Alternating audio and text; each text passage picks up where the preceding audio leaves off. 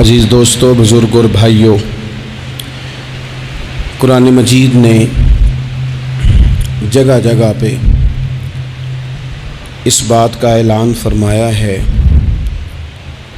کہ اپنے شعور کو بلند کرو، اپنی فہم سے، اپنی عقل سے کام لو، کائنات ارضی اور سماوی میں غور کرو، اللہ کی نشانیوں کو دیکھو، اپنی فہم و فراست کے ساتھ، شعور کے ساتھ دین اسلام کی حسین تعلیمات کو قبول کرو اور ان کے مطابق اپنی زندگی گزارنے کی کوشش کرو۔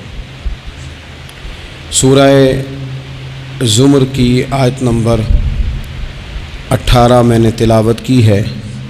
اللہ تعالیٰ نے فرمایا کہ الذین یستمعون القول، فرمایا وہ لوگ جو توجہ سے بات سنتے ہیں، کان لگا کے سنتے ہیں، فیتبعون احسنہ، اور پھر بہترین بات کی پیروی کرتے ہیں۔ پہلے تو سنتے غور کے ساتھ ہیں، پھر بہترین بات کی۔ اسلام کے اندر اجر و ثواب دو طرح کا ہے، ایک بہتر ہے، ایک بہترین ہے۔ آپ نے کسی سے قرض لینا ہو تو اس کو مہلت دینا بہتر ہے اور معاف کر دینا بہترین ہے۔ کسی شخص نے آپ کے ساتھ زیادتی کی ہو تو اتنی ہی زیادتی اس کے ساتھ کر لینا جائز ہے، لیکن اسے معاف کر دینا یہ بہترین ہے۔ تو فرمایا وہ پہلے کان لگا کے سنتے ہیں، پھر بہترین بات کی پیروی کرتے ہیں، ان میں سے جو زیادہ اچھی چیز ہے اس کے مطابق عمل کرتے ہیں۔ اولئک الذین ھداھم اللہ، یہی لوگ ہیں جنہیں اللہ نے ہدایت عطا فرمائی ہے۔ وَأُولَئِکَ هُمْ أُولُو الْأَلْبَابِ، اور فرمایا یہ لوگ عقل والے ہیں، یہی ہیں جنہیں اللہ نے ہدایت دی اور یہ صاحبان عقل ہیں۔ ایک دنیا کے اندر عقل وہ ہے جس کا لوگ بہت زیادہ استعمال کرتے ہیں، تو وہ عقل انہیں بعض اوقات گمراہی کی جانب لے جاتی ہے۔ اس عقل کی بات بھی اقبال نے کہی ہے، فرماتے ہیں کہ عقل عیار ہے، 100 بھیس بنا لیتی ہے۔ اس کے لیے عیار کا لفظ کہا، اور دوسرا پہلو دیکھیے عیار کے مقابلے میں لفظ کیا کہا۔ عقل عیار ہے، 100 بھیس بنا لیتی ہے، عشق بیچارہ۔ عقل عیار اور عشق بیچارہ، دیکھیں اس کے مقابلے میں جو جملہ دیا ہے، جو لفظ دیا ہے، یعنی لفظ عیار آپ جب بولتے ہیں عیار بڑا چلاک ہے، بڑا یار ہے، بڑا مکار ہے، تو زاویہ کیا بنتا ہے؟ اور جب آپ بیچارہ بولتے ہیں تو وہ بیچارہ۔ اب زاویہ دیکھیے کیا کھینچا، کہنے لگے عقل عیار ہے، 100 بھیس بنا لیتی ہے، عشق بیچارہ، نہ ملا ہے، نہ زاہد، نہ حکیم، یہ کچھ بھی نہیں، یہ بیچارہ کچھ بھی نہیں، بیچارہ جو ہوا۔ تو عقل کی طرف تو قرآن و سنت نے توجہ دلائی ہے، لیکن عقل سے مراد ہے فہم ہو، فراست ہو، حلم ہو، بردباری ہو، عاجزی ہو، غور فکر کرنے کا مزاج ہو، کسی چیز کو پورے شعور کے ساتھ بندہ قبول کرے۔ آج کل جن چیزوں کو لوگ عقل سمجھتے ہیں نا، وہ عقل نہیں ہے، وہ چالاکی ہے۔ آج کل لوگ عقل مند نہیں ہیں، چالاک ہیں۔ چالاکی اور چیز کا نام ہے، تیز تراری اور چیز کا نام ہے، عقل مند ہونا اور چیز کا نام ہے۔ یہ جو شطرنج کے ہیر پھیر سے لوگ دنیا چلاتے ہیں، یہ عقل مند نہیں ہوتے، یہ چالاک ہوتے ہیں۔ ہمارے ہاں ڈھیر سارے لوگ اپنی زندگی، اپنا گھر، اپنا کاروبار چالاکی سے چلاتے ہیں۔ چالاکیاں لمبی نہیں چلتی، ان کے پول کھل جاتے ہیں۔ تیزیاں لمبی نہیں چلتی، جلدی مکر واضح ہو جاتے ہیں۔ چالاک آدمی کے دوست نہیں ہوتے، آپ کسی کے ساتھ سیاست کے ساتھ زندگی گزار رہے ہیں تو وہ بھی آپ کے ساتھ سیاست ہی کر رہا ہے۔ جب آپ فہم کے ساتھ چلتے ہیں، فراست کے ساتھ، اب عقل کیا ہے؟ نبی پاک صلی اللہ تعالیٰ علیہ وسلم نے فرمایا، کسی نے پوچھا یا رسول اللہ صلی اللہ علیہ وسلم بہترین مومن کون ہوتا ہے؟ تو نبی پاک علیہ الصلوۃ والسلام نے فرمایا جس کا اخلاق زیادہ اچھا ہو۔ تو یا رسول اللہ عقل مند کون ہوتا ہے؟ تو نبی پاک علیہ السلام نے فرمایا عقل مند وہ ہوتا ہے جو موت کو کثرت سے یاد کرے اور اپنی آخرت کی تیاری کرے۔ یہ عقل ہے، یہ شعور ہے۔ لیکن وہ چالاکی کے ساتھ دنیا داری میں بڑا اپنا نام بنا لے، بڑے پیسے جمع کر لے، بڑا جناب گھروندہ تیار کر لے، تو یہ چالاک ہے، عقل مند نہیں۔ فہم والے بنیں، شعور والے بنیں، اپنی زندگی فہم کے ساتھ گزاریں۔ آپ اپنے شعور کی بلندی کی طرف بڑھیں، اپنے بچوں کو تیز نہ کریں، چالاک نہ کریں۔ ایک درویش سے میری ملاقات ہوئی تو وہ بڑے بھولے بھالے تھے، ان کے بچے بھی بھولے بھالے تھے۔ تو میں نے سارے خاندان میں سب بھولے بھالے لوگ دیکھے، تو میں نے ان سے کہا کہ یہ کیا ماجرا ہے؟ تو کہنے لگے ہمارے دادا جی نے دعا کی تھی کہ یا اللہ میرے بچے چالاک نہ ہوں، یہ شاطر نہ ہوں، تیزیاں نہ کرنی آتی، یہ بھولے ہوں، درویش ہوں، سادہ ہوں۔ اولادیں شعور تیز تراک ہو جائیں نا، چالاک شاطر ہو جائیں، تو وہ تو ماں باپ کو بھی روز کوئی نہ کوئی کہانی سناتے ہیں، وہ تو اپنے دائیں بائیں بھی کوئی نہ کوئی نیا قصہ ہی بیان کرتے ہیں۔ عقل مند بنیں، شعور والا انہیں بنائیں، انہیں اچھے برے کی تمیز سکھائیں۔ یعنی شعور، چالاک آدمی تو حلال حرام کی پرواہ نہیں کرتا، بس وہ دیکھتا ہے میں نے پارٹی کو قابو کیسے کرنا ہے۔ لیکن عقل مند وہ ہوتا ہے جو دیکھے کہ یہ میرے لیے جائز ہے کہ ناجائز ہے، محنت سے کام کرے، شعور سے کام کرے، لیکن لقمہ حرام کبھی اپنے گھر داخل نہ ہونے دے۔ یہ شعور ہے، یہ بلندی ہے۔ یعنی شعور یہ ہے کہ اسے پتہ چلے کہ یہ حق میرا ہے، یہ میرے بھائی کا ہے، یہ حق میرا ہے، یہ میرے ملازم کا ہے، یہ حق میرا ہے، یہ میرے پڑوسی کا۔ یہ شعور ہے۔ اور چالاکی کیا ہے؟ کہ وہ تیزی دکھائے اور سب کا مال ہڑپ کر کے اپنے گھر لے آئے اور کسی کو پتہ بھی نہ چلنا دے۔ یہ چالاکی ہے۔ چالاک نہ بنے، باشعور بنے، فہم والے بنے۔ میرے نبی پاک صلی اللہ تعالیٰ علیہ وسلم پر اللہ تعالیٰ نے جو قرآن مجید کتاب نازل کی تو 300 کے لگ بھگ آیات قرآن پاک میں ایسی ہیں جن کا زیادہ مطالعہ ہے، وہ زیادہ جمع کر لیں گے۔ 300 کے قریب آیات ایسی ہیں جس میں اللہ تعالیٰ نے عقل اور شعور کی طرف بڑھنے کا حکم دیا ہے۔ فرمایا عقل والو غور کرو، تم دیکھتے نہیں زمین و آسمان میں اختلاف ہے، رات اور دن آتے جاتے ہیں، اس میں غور کرو، اس میں نشانیاں ہیں، پر ان کے لیے جو عقل رکھتے ہیں، جو شعوری بلندی رکھتے ہیں، تیزی نہیں، چالاکی نہیں، شاطر پن نہیں۔ ابو جہل جو تھا نا وہ بیوقوف آدمی نہیں تھا، دور دراز سے لوگ اس کے پاس اپنے مقدمات کا فیصلہ کرانے آتے تھے، چالاک آدمی تھا، اتنی زبردست بات کرتا تھا، اتنی اچھی باتیں سناتا تھا کہ لوگ لوٹ پوٹ ہوتے تھے، گھنٹوں بیٹھ کے لوگ اس کی بات سنتے تھے، لیکن شاطر تھا، عقل مند نہیں تھا۔ اگر عقل مند ہوتا تو اسے نظر آ جاتا کہ وہ دیکھو آفتاب نبوت چمک رہا ہے، وہ غلام ہو جاتا رسول پاک کا۔ لیکن وہ چالاک تھا، چالاکیاں کرتا رہا، تیزیاں دکھاتا رہا، اس نے اس ترتیب سے اسلام کی مخالفت کی۔ آپ دیکھیں نا، جس رات نبی پاک صلی اللہ علیہ وسلم کو شہید کرنے کا ارادہ ان ظالموں نے کیا ہے تو بڑی پلاننگ کی، ہر قبیلے سے ایک ایک بندہ لے کے آؤ، ہر قبیلے سے، اور اس کے ہاتھ میں تلوار تھماؤ۔ جب ہر قبیلے کا بندہ ہوگا تو اگر معاذ اللہ حضور کو شہید کرنے میں کامیاب ہو گئے تو کسی ایک قبیلے پر الزام بھی نہیں آئے گا اور بنو ہاشم کسی ایک قبیلے کا مقابلہ بھی نہیں کر سکیں گے۔ اس چالاکی سے، یہ کبھی لوگوں کی سمجھ میں باتیں نہیں آتی تھی پر چالاک تھے، اس چالاکی سے یہ دین کی مخالفت کرتے تھے، یہ تیزی دکھا کے مخالفت کرتے تھے، اور جناب صدیق اکبر دفاع کی کوششیں کرتے تھے۔ وہ شعور کے ساتھ، فہم کے ساتھ انہوں نے بھی انداز اختیار کیا نا، انہوں نے چالاکی کی کہ ہر قبیلے سے ایک ایک بندہ، وہ تو اللہ کی حکمت تھی کہ سرکار نے ایک مٹھی میں پکڑ کے مٹی پھینکی تو ان کی آنکھوں کے آگے اللہ تبارک و تعالیٰ نے پردے ڈال دیے، لیکن اس کے مقابلے میں حضرت صدیق اکبر فہم و فراست کا، شعور کا وہ مظاہرہ کر رہے ہیں۔ وہ کیسا بندوبست کرتے ہیں؟ کہتے ہیں اپنے غلام سے کہ 2 اونٹنیاں موٹی تازی ان کو تم نے لے کے غار کے اس جانب آ جانا ہے. اپنے غلام سے کہتے ہیں کہ تم نے ان اونٹنیوں کو وہاں پہنچانا ہے. بیٹے سے کہتے ہیں سارا دن کام کاج کے سلسلے میں ادھر ادھر جانا اور کافروں کی باتیں سن کے پہنچانا کہ نیا منصوبہ کیا بنا رہے ہیں. اپنی بیٹی سے کہتے ہیں پتر کھانا پکا کے، کل کا باسی نہیں تازہ پکا کے، اور پھر اس کو تیار کر کے، اور بیٹا دن کے اجالے میں نہیں رات کے اندھیرے میں آنا. اب یہاں اقبال بولے، اقبال کہنے لگے جب عشق سکھاتا ہے آداب خود آگاہی، عشق بھی ایک عقل دیتا ہے. جب عشق سکھاتا ہے آداب خود آگاہی تو کھلتے ہیں غلاموں پر اسرار شہنشاہی. پھر وہ غلاموں کو بادشاہ بنا دیتا ہے. تو کہا رات کو وہاں کھانا پہنچانا یہ ان کا شعوری فیصلہ ہے.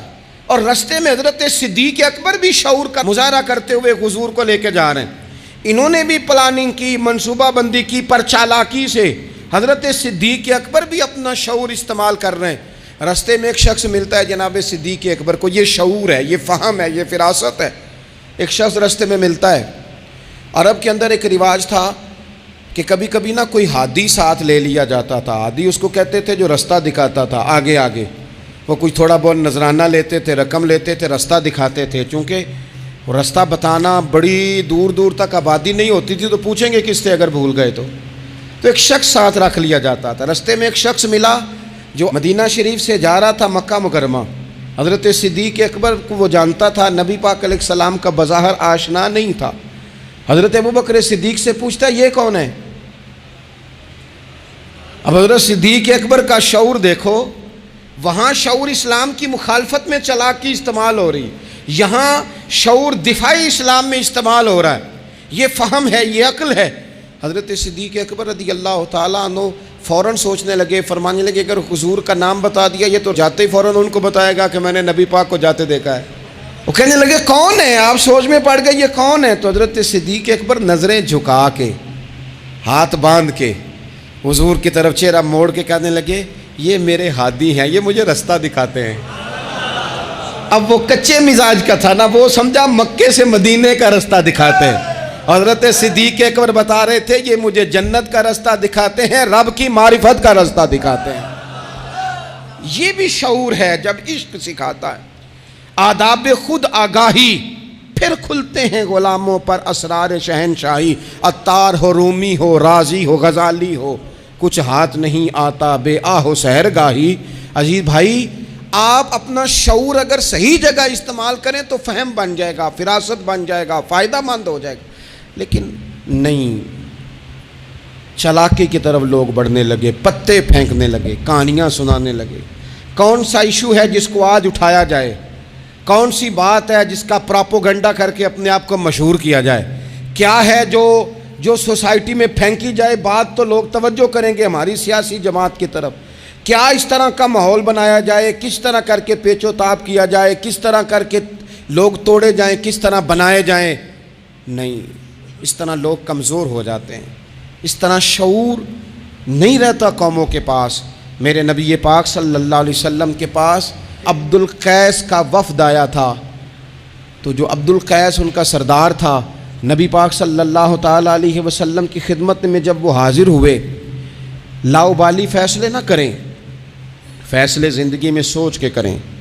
آپ کسی بھی چیز کے سربراہ ہیں، آپ مسجد کے صدر ہیں یا قبیلے والے آپ سے فیصلہ کراتے ہیں، یا آپ کسی جماعت کو لیڈ کرتے ہیں، یا خاندان والے آپ کو بڑا سمجھتے ہیں، یا کوئی آدمی آپ کو دینی تعارف سے پہچانتا ہے، تو فہم کے ساتھ، دانائی کے ساتھ، حکمت کے ساتھ آپ اس کو لے کے چلیں. نبی پاک صلی اللہ تعالیٰ علیہ وسلم نے وفد عبد القیس کے سربراہ سے کہا تھا کہ تمہارے اندر 2 خصلتیں ہیں، 2 عادتیں تمہارے اندر ایسی ہیں جنہیں اللہ بڑا ہی پسند کرتا ہے. یا رسول اللہ کون کون سی؟ فرمایا ایک تو تم عقل والے ہو، اور دوسرا بردبار ہو، حلم والے ہو. تم جذباتی فیصلے نہیں کرتے، تمہارے اندر بردباری ہے، ٹھہراؤ ہے. یہ 2 باتیں، تمہاری سمجھداری اور تمہارا ٹھہراؤ، یہ اللہ کو بڑا ہی پسند ہے. بڑی جذباتی باتیں لوگ کرتے ہیں، بڑا گھروں کے اندر ماحول خوفناک ہو جاتا ہے، قبیلوں میں ماحول خوفناک ہو جاتا ہے، جماعتوں میں خوفناک ہو جاتا ہے. بڑے شعور کے ساتھ مسلمان کو آگے بڑھنے کی ضرورت ہے۔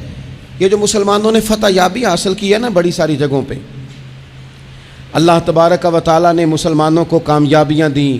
مسلمان اپنی تعداد کی قلت کے باوجود، اسلحے کی قلت کے باوجود بڑی جگہوں پہ کامیاب رہے۔ اللہ تبارک و تعالیٰ نے انہیں بڑا سارا نوازا۔ تو اس کے اندر بھی قرآن مجید کی سورہ انفال جب ہم دیکھتے ہیں تو اللہ تبارک و تعالیٰ نے وہاں ارشاد فرمایا کہ مسلمان 100 ہوتا ہے اور وہ صبر کرتا ہے تو وہ 200 کا مقابلہ کرتا ہے، 1000 ہوتا ہے وہ صبر کرتا ہے اور مقابلہ 2000 کا کرتا ہے مسلمان۔ کیوں بھلا؟ اس لیے کہ سورہ انفال میں رب فرماتے ہیں کافر وہ قوم ہے کہ قوم اللہ یعقلون، وہ قوم تو ہیں پر ان کے پاس عقل کوئی نہیں، وہ چڑھ دوڑتے ہیں کہ مار دیں گے، مر جائیں گے، آج انہیں ختم کر کے رہیں گے، وہ شعور کے ساتھ میدان میں نہیں آتے۔ لیکن نبی پاک صلی اللہ علیہ وسلم جب اپنے لوگوں کو لے کے جاتے تھے، حضور انہیں سمجھاتے تھے، صف بندی کرتے تھے۔ نبی پاک علیہ الصلوۃ والسلام ایک طریقہ بتاتے تھے کہ جھنڈا تمہارے ہاتھ میں رہے گا، اگر یہ آدمی شہید ہو جائے تو جھنڈا بھائی مدد اللہ کی ہے، لیکن حکمت کے تقاضے سارے پورے کیے جائیں، وہ سارے کام کیے جائیں جو وقت کے تقاضوں کی ضرورت کے مطابق ہوں۔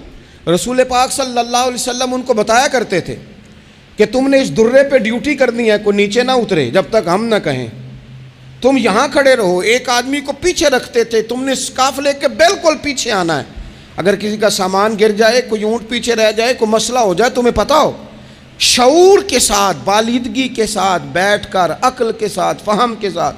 ہمارے پاس بہت سارے لوگ آتے ہیں، بڑی بڑی جذباتی باتیں بتاتے ہیں، اس طرح بھی کر دیں، اس طرح بھی کر لیں، آپ لوگوں کو یہ بھی بتائیں، بڑے بڑے رکے آتے ہیں، بڑی بڑی باتیں سخت لوگ کرنے کا کہتے ہیں، ایسی کی تیسی کر دیں آپ۔ تو ہمیں پتہ ہے، چلیں تھوڑا سا کتاب و سنت اپنی نظر سے صحیح، تھوڑے علم سے صحیح، پر ہمیں بھی تھوڑا سا پتہ ہے۔ تو میں بہت سارے دوستوں کو کہا کرتا ہوں کہ او بھائی چلو ٹھیک ہے، سخت بات نہیں کرتے، جلال میں نہیں آتے، پر اس کا یہ مطلب تو نہیں نا کہ ہمیں پتہ نہیں کسی بات کا۔ وہ بعض سیاسی لوگ آتے ہیں تو آ کے کہتے ہیں جناب حضرت یہ ہو گیا، فلانے نے یہ کر دیا، فلانے نے یہ کر دیا، تو کئی دفعہ ان پر ہنسی آتی ہے کہ ہمیں سمجھانے آئے ہو، ہمیں سمجھانے آئے ہو۔ او پائی اٹ سٹ تے پکھڑا کوار گندا لسی اور بھی بوٹیاں جاننے آ۔ بات نہ کریں تو بات الگ ہے، اخلاق اجازت نہیں دیتا، بہت ساری باتوں کا جواب دیا نہیں جا سکتا، لیکن آپ کیا سمجھتے ہیں سامنے والا بیوقوف ہے، آپ جو کہیں گے وہ قبول کر لے گا؟ اپنی زندگی میں کبھی بھی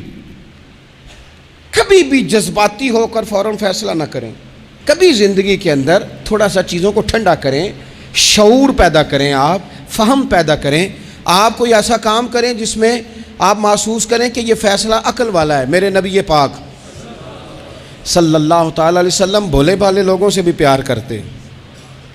حضور کے پاس ایک دیوانی بی بی آئی، دیوانی، اس کے علاقے والے کہتے تھے کہ اس کا تو ذہنی توازن ٹھیک نہیں، لیکن اس نے کہا یا رسول اللہ میری بات سنیں، تو حضور نے اس کی بھی بات سنی۔ نبی پاک پیار کرتے، لیکن آپ کو پتہ ہے کہ رسول پاک صلی اللہ تعالیٰ علیہ وسلم نے ایک اور بات بھی ارشاد فرمائی ہے جو صحیح مسلم میں موجود ہے، سنن ابو داؤد شریف میں موجود ہے۔ حضور جب نماز کی صفیں بناتے نا تو فرماتے میرے قریب قریب وہ لوگ کھڑے ہوا کرو جو عقل مند ہو، جو شعور والے لوگ ہو وہ میرے قریب قریب رہا کرو، باشعور لوگ۔ اور پھر فرمایا جو ان سے زیادہ شعور رکھتے ہیں وہ تھوڑے پیچھے، جو ان سے کم شعور رکھتے ہیں وہ اس سے پیچھے، جو اس سے کم شعور رکھتے میرے قریب شعور والے لوگ ہوں۔ یعنی محبوب سب کے نبی ہیں، لیکن حضور اپنے قریب ان لوگوں کو بٹھاتے جن کا فہم مضبوط ہوتا۔ اسی لیے حضرت مولا علی شیر خدا رضی اللہ تعالیٰ عنہ فرمایا کرتے تھے وہ بندہ دنیا میں کبھی نہیں ٹوٹتا جس کے مشیر اچھے ہوں۔ ہمارے آج کل مشیر نہیں ہوتے، ہمارے خوش آمدی ہوتے ہیں، ہمارے وہ ہوتے ہیں جو ہمیں بلے بلے کہیں، ہمارے وہ ہوتے ہیں جو ہمیں کہیں کیا بات ہے، سبزہ سارا ہی سبز ہے باہر، اور ہم اتنی طاقت نہیں رکھتے کہ ہم تصویر کا دوسرا رخ بھی دیکھیں۔ تو اللہ کے رسول نے شعور کو سپورٹ کیا، عقل کو سپورٹ کیا، فہم و فراست کو سپورٹ کیا، فرمایا میرے قریب قریب۔ دیکھیں نا علماء نے ایک معنی یہ بھی اس کا بیان کیا ہے کہ جب کوئی باشعور آدمی قریب ہوتا ہے تو نماز میں کبھی لقمہ دینا پڑ جاتا ہے، کبھی بتانا پڑ جاتا ہے، کبھی کسی وقت امام کا وضو ٹوٹتا ہے، اسے پیچھے جانا پڑ جاتا ہے. تو باشعور لوگ ہوں گے جب قریب تو حالات اور ہوں گے. اللہ کے رسول صلی اللہ تعالیٰ علیہ وسلم باشعور لوگوں کو قریب رکھتے، شعور کی بات آگے پھیلاتے. میں بڑے عرصے سے یہ بات کر رہا ہوں، آج پھر کرتا ہوں. دینی ماحول کے اندر باشعور لوگوں کی بڑی ضرورت ہے، بصیرت افروز لوگوں کی بڑی ضرورت ہے، جن کے حافظے قوی ہوں ان کی بڑی ضرورت ہے. اکثر ایسا ہوا کہ ایسے لوگوں کو لا کر دیا گیا، ایسے لوگ بٹھائے گئے جو شعوری طور پر بالکل ناپختہ تھے. دیکھیں ہر آدمی ہر جگہ پہنچ نہیں سکتا، کچھ لوگ کند ذہن ہوتے ہیں، کوئی کام بھی نہیں کر پاتے. تو زبردستی جبر کرنا، کسے مولوی بنانا ہے، اسے مولوی بنانا ہے، اسے حافظ ہی بنانا ہے، بھائی وہ بیچارہ نہیں اتنا شعور رکھتا. آپ کوئی ذہین فتین لوگ لے کے آئیں، باشعور لوگ لے کے آئیں جو سوسائٹی میں کچھ سمجھ بوجھ رکھنے کی صلاحیت رکھتے ہوں. وہ جب دین کو پڑھیں گے اور دین کو آگے پھیلائیں گے تو کچھ تقاضے سمجھ کر آگے پھیلائیں گے. آپ دیکھیے میرے نبی پاک صلی اللہ تعالیٰ علیہ وسلم کے صحابہ کا شعور کتنا بلند تھا. حضرت زید بن ثابت رضی اللہ تعالیٰ عنہ کے ذمے لگایا حضرت ابو بکر صدیق نے قرآن پاک کو جمع کرنا. فرمایا آپ صحابہ کرام سے لے کے جن کے پاس تھوڑا تھوڑا قرآن پاک ہے آپ جمع کریں، آپ لا کے اسے جمع کریں. اور وجہ اس کی یہ ہے کہ ایک تو آپ نبی پاک کے دور میں بھی قرآن پاک کی وحی لکھتے تھے، اور دوسری بات یہ ہے کہ آپ جوان بھی ہیں اور عقل مند بھی ہیں، لہٰذا آپ سے ہم نفع لینا چاہتے ہیں. باقاعدہ لفظ کے حضرت صدیق اکبر کہ چونکہ باشعور آدمی ہیں، فہم والے ہیں، لہٰذا آپ سے یہ کام لینا ہے. میں شکوہ نہیں کرتا، لیکن میں کو ذمہ داری سے کہتا ہوں، میں قائل نہیں ہوں بچوں کو ڈنڈے مار کے پڑھایا جائے. ڈنڈے مار کے جب آپ پڑھاتے ہیں تو آپ خوف کے سائے میں تعلیم دے رہے ہیں. آپ سے لوگ ڈر رہے ہیں، گھبرا کر تعلیم دی جا رہی ہے. وہ کیا اس سے سیکھے گا جس نے خوف کے عالم میں سبق یاد کیا؟ بچہ استاد صاحب کے سامنے کھڑا ہے تو وہ تھر تھر کانپ رہا ہے، اسے جو یاد ہے بیچارے کو وہ بھی بھول گئے ہیں. اور یہ کام مدرسوں سے زیادہ اسکولوں میں ہوتا ہے، اسکولوں میں زیادہ ہوتا ہے. لائق لوگوں کو، باشعور بچے کو آپ کو پتہ چل جاتا ہے آپ کا بچہ شعور والا ہے. پھر آپ اس کی مناسب کونسلنگ کریں، اسے آپ مناسب طریقے سے اس کو سمجھائیں، اس کو آپ تھوڑا سا مینٹلی طور پر تیار کریں، اس کی نگرانی کریں کہاں آتا ہے کہاں جاتا ہے. پھر آپ جب کسی ادارے میں داخل کرائیں تو پھر باقاعدہ اس کی رپورٹ لیں، پتہ کریں. ہفتوں سالوں بیت جاتے ہیں، کوئی پوچھنے ہی نہیں آتا ہمارا بچہ کیا پڑھ رہا ہے، تو بچہ پھر من مانی کرے گا. نبی پاک صلی اللہ علیہ وسلم کی خدمت عالی مرتبت میں حضرت انس بن مالک رضی اللہ تعالیٰ عنہ کو ان کی جب والدہ لے کے آئیں نا تو انہوں نے آ کے نبی پاک علیہ السلام سے کہا تھا یا رسول اللہ صلی اللہ علیہ وسلم جی ہمارا بیٹا انس ہے، ہم اسے آپ کا خادم بنانے آئے ہیں. حضور اس میں دو خوبیاں ہیں، ایک تو جوان ہے اور دوسرا حضور بڑی سمجھ بوجھ رکھنے والا ہے، یہ باشعور ہے، آپ کی خدمت کرے گا. خدمت کے لیے بھی بچہ دیا، خدمت کے لیے. حضرت انس بن مالک حضور کی خدمت کرتے رہے، ڈیوٹی کرتے تھے. وہ نبی پاک کے گھر میں چھوٹے تھے، کام کاج کرتے تھے، حضور کسی کو بلانے بھیج دیتے، ازواج مطہرات کوئی کام کر دیتی. فرماتے میں آیا تو تھا خدمت کرنے، لیکن باشعور تھا، فہم والا تھا، کام بھی کرتا رہتا اور مدینے والے کی حدیثیں بھی یاد کرتا رہتا. سینکڑوں حدیثوں کا خزانہ حضرت انس بن مالک نے امت کو دیا ہے. وہ کام کرتے تھے لیکن باشعور تھے نا، تو اپنے شعور کی بلندی کی بنیاد پر کام کرتے کرتے انہوں نے دین سیکھ لیا اور سیکھ کر امت کو اتنا بڑا خزانہ دیا.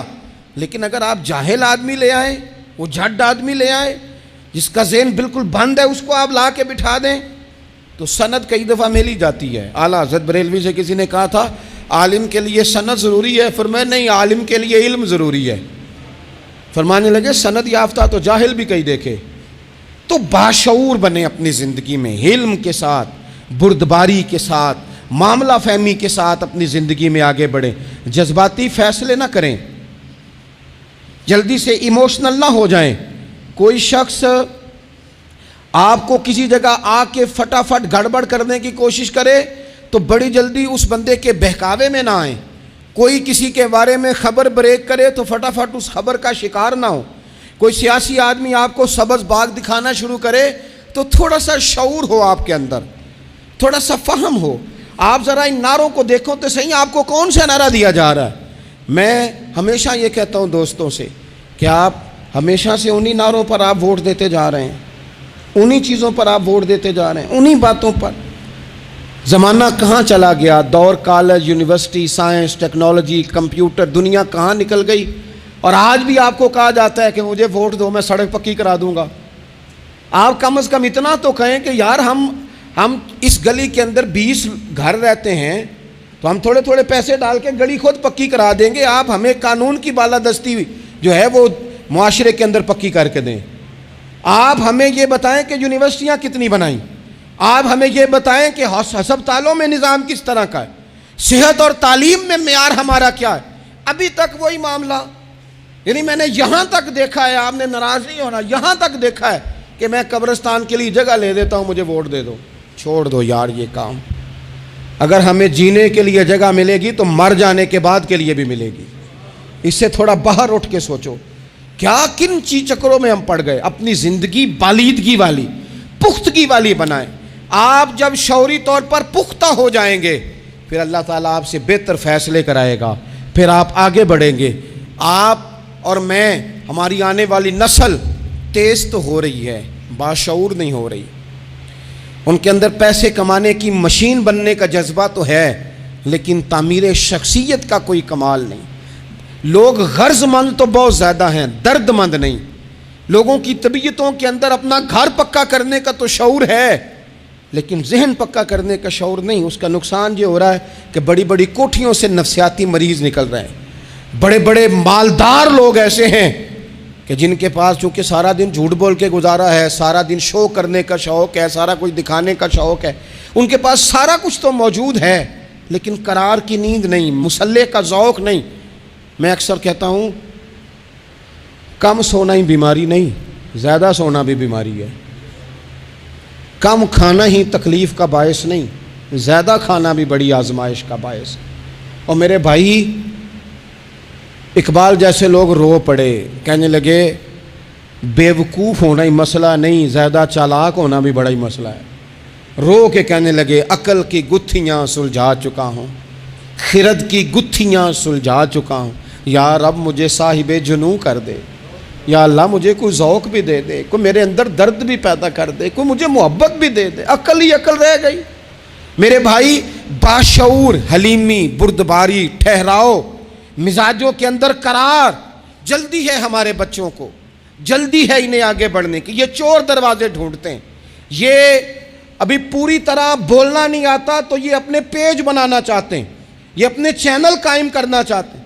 ہر بندہ ہے جو کہتا ہے میری سن کے جیو، میری مرضی کے مطابق اپنے معاملات کو ترتیب دو، میں جس طرح کہتا ہوں وہ بات زیادہ اہم ہے.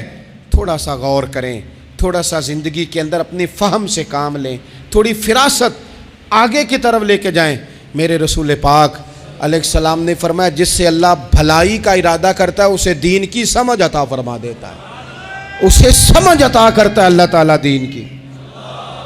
حضرت سیدنا احمد بن ابی عاصم انطاکی رحمۃ اللہ علیہ فرماتے ہیں کہ اگر تو دیکھنا چاہے نا کہ تو عقل مند ہے کہ نہیں، تو فرماتے ہیں پھر بھی میں تمہیں ایک نسخہ دیتا ہوں. وہ کیا؟ فرمانے لگے اگر تو ذی شعور ہے نا پھر تو رب کی نعمتوں کو پہچان لے گا اور پھر تیرا زیادہ وقت شکر پہ گزرے گا، شکوے پہ نہیں گزرے گا. یہ زیادہ لوگ بے چین کیوں ہیں؟ میں رات دوستوں کو کہہ رہا تھا زیادہ لوگ اس لیے بے چین ہیں کہ زندگی شکووں سے بھری ہوئی ہے، خواہشات سے بھری ہوئی ہے، کچھ نہ کچھ روز نیا چاہیے، اس نے بے چین کر دیا ہے. اور اگر زندگی شکر والی ہو نا، شکر والا بندہ اپنے آپ کو خوش نصیب سمجھنے لگ جاتا ہے. وہ کہتا ہے یہ نعمت بھی ہے اللہ کا شکر ہے، یہ نعمت بھی ہے اللہ کا شکر ہے، یہ نعمت بھی ہے اللہ کا شکر ہے. تو شکر والا بندہ اپنے آپ کو خوش نصیب سمجھنے لگتا ہے، اس کے دل میں راحت پیدا ہونے لگ جاتی ہے، اسے تسلی ہونے لگ جاتی ہے، وہ قرار میں آنے لگ جاتا ہے. اور جو خواہشات، بکھری ہوئی خواہشات، بکھرے ہوئے جذبات، یہ بھی چاہیے، وہ رہ گیا، یہ نہیں ملا، وہ نہیں ملا، ہمیں ہر چیز من پسند چاہیے، بندہ پریشان ہو جاتا ہے. اللہ تبارک و تعالی مجھے اور آپ کو عمل کی توفیق عطا فرمائے.